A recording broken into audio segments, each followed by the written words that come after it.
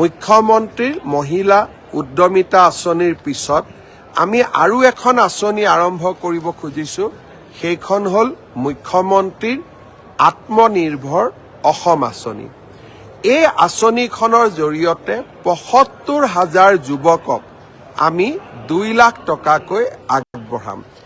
এই আঁচনিখন ৭ তাৰিখে আমি কামৰূপ মহানগৰ জিলাত আৰম্ভকাৰীৰ মাজত আমি প্ৰথম কিস্তিৰ ১ লাখ টকা বিতৰণ কৰিম। তাৰ পিছত ১২খন আৰু সভা অনুষ্ঠিত হ'ব।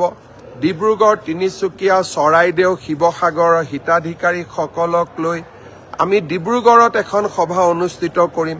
বিশ্বনাথ, শোণিতপুৰ, দৰঙৰ হিতাধিকাৰীসকলক লৈ আমি তেজপুৰত এখন সভা অনুষ্ঠিত কৰিম। বাক্সা, তামুলপুৰ, ওদালগুৰি হিতাধিকাৰীসকলক লৈ আমি তামুলপুৰ বা ওদালগুৰিত এখন সভা অনুষ্ঠিত কৰিম। মৰিগাঁও, নগাঁও, হোজাইৰ হিতাধিকাৰীসকলক লৈ আমি এখন নগাঁৱত সভা অনুষ্ঠিত কৰিম।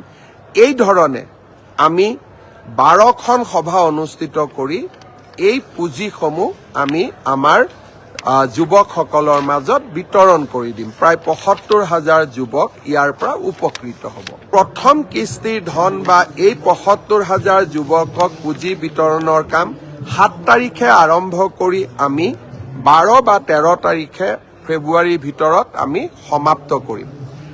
ইয়াৰ সমান্তৰালভাৱে যোৱা বছৰ আমি ২৫,০০০ যুৱকক ১ লাখ টকাকৈ মুখ্যমন্ত্ৰীৰ আত্মনিৰ্ভৰ অসম আঁচনিৰ পুঁজি বিতৰণ কৰিছিলোঁ।